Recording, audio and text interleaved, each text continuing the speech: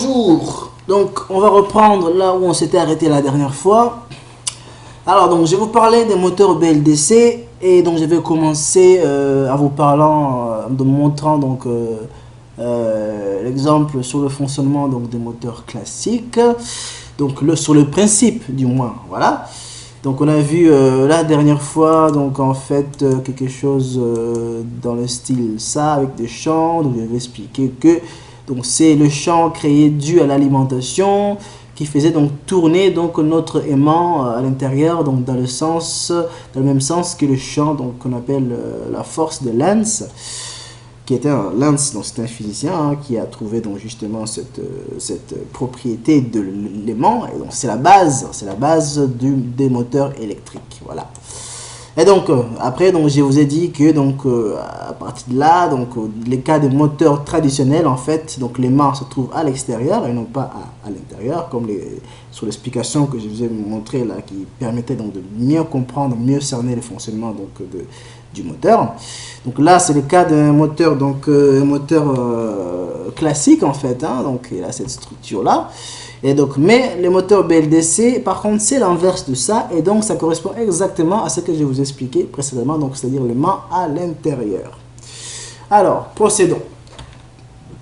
Donc, voici à quoi ressemble, de point de vue éclaté, donc un moteur BLDC. Donc, nous avons, donc, comme je disais, le roteur à l'intérieur qui est donc à aimant permanent.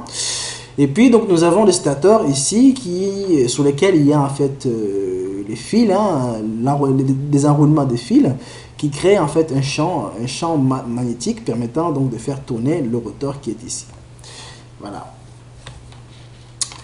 Alors, regardons maintenant de point de vue un peu plus simple encore. Donc, on a retiré tout ce qui nous gênait, en gros, tout ce qui nous était inutile pour la compréhension du fonctionnement. Donc là, donc de ce côté-là, donc nous avons notre moteur BLDC donc avec les entrées ABC, donc des commandes hein, traditionnelles ici, enfin traditionnelles. Les moteurs classiques, ils ont 2 entrées, les moteurs BLC en ont 3, mais le principe reste le même. Alors, donc après, nous avons donc 2 possibilités. Il y en a qui sont vendus avec des capteurs Hall.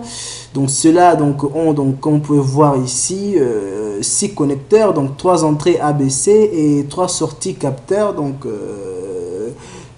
SAA, SB et SC. Et puis il y en a donc comme je disais qui sont vendus sans capteur, donc sur lesquels on retrouve seulement donc les 3 entrées ABC avec 0 sortie. Alors, essayez de le voir encore de manière plus simpliste, hein, parce que c'est ça le but pour comprendre, qu'on essaie de le mettre sous une forme plus parlante, donc en éliminant tout ce qui nous empêche de comprendre son fonctionnement.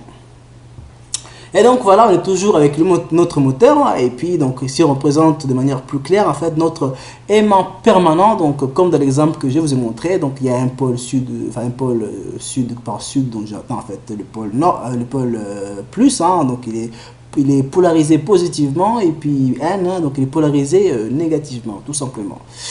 Donc bah, la Terre a exactement la même structure, hein, lorsqu'on parle de pôle sud et le pôle nord de la Terre, hein, c'est exactement le même principe. Donc nous avons un côté où nous avons donc en fait les champs magnétiques, hein, de toute façon voilà. Bon, après on va pas rentrer en détail sur ça. Donc nous ici on travaille sur les moteurs, donc on va essayer de rester dessus. Et donc notre moteur de point de vue électrique, ça ressemble à ça. Donc nous avons des bobines hein, ici et là. Donc voilà. Et chaque entrée donc il est connecté à ces bobines. Et puis à l'intérieur nous avons un nœud, autrement dit connexion en étoile. Alors donc nous avons 6 phases en fait hein, qui permet de commander notre moteur. C'est que nous n'avons pas du tout avec les moteurs classiques à courant continu.